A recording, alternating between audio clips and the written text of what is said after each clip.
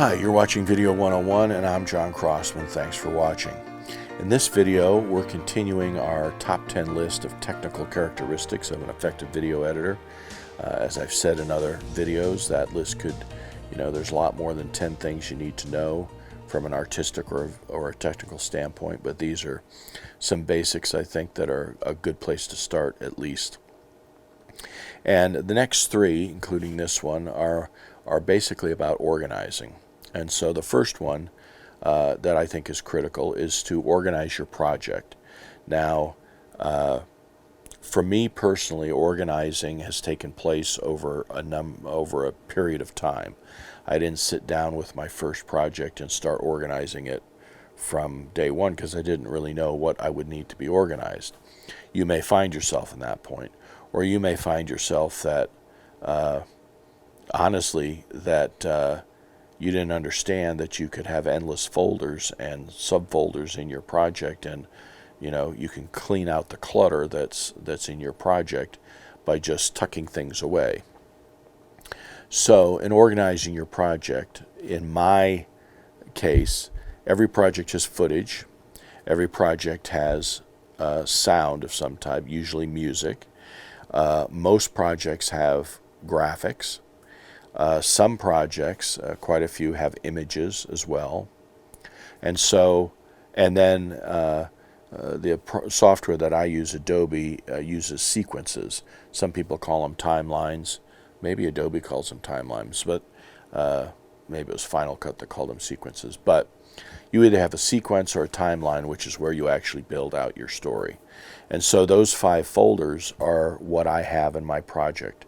When I open my project, I will have a footage folder, an audio folder, a graphics folder, usually a After Effects renders folder, and then a sequence folder.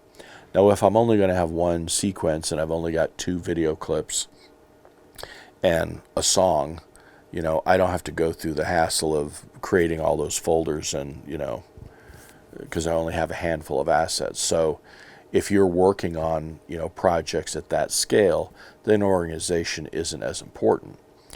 But I've also worked on projects that have over 500 hours of raw footage. That is a lot of footage. If I were to just sit down and watch it, it would take, 6 months almost? Over 5 months if I did nothing every day but sit down and plug it in and start to watch it. Obviously, editors do more than just sit there and watch the footage. They watch it many, many times. They go over it and over it and over it. And so in a project that is that massive, that has been shot over 3 years, now organization becomes quite important because you have to, once you find something, you have to know where you can go back and find it again when you actually need that piece. And so, starting with those 5 basic folders inside my footage, so I've been doing a series of documentaries, and so I will have a footage folder for the documentary, and then inside that I'll have other folders for each part of the documentary. And I try to organize all the footage into those folders so I can see everything on my auxiliary screen here. I can see every clip that has to do with that part of the story.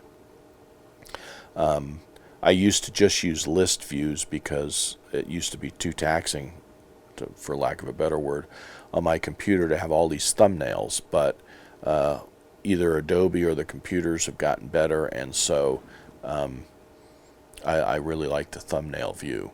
And so I will have my project organized into bins, as concise as makes sense.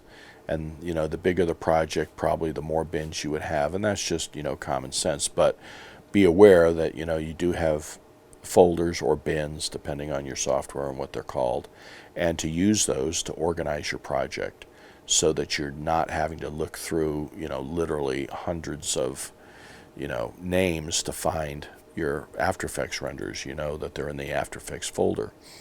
And, like this Video 101 series, now we're getting up to, 50, 60 videos. And so, I've got an open graphic and a closing graphic, and a lot of them have other stuff that happens in the middle. And so, if I'm not organized, I can spend a lot of time looking for things that I know I have, but I can't find because they're in with 300 other things. So, organization of your project is very critical.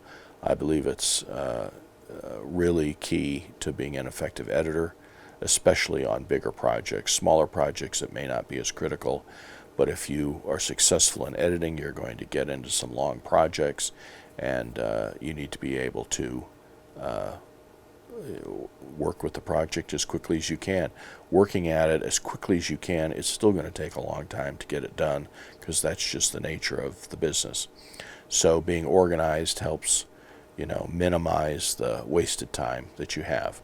You're watching Video 101. My name is John Crossman.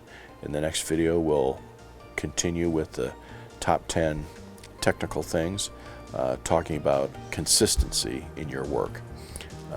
I'm John Crossman, and thanks for watching.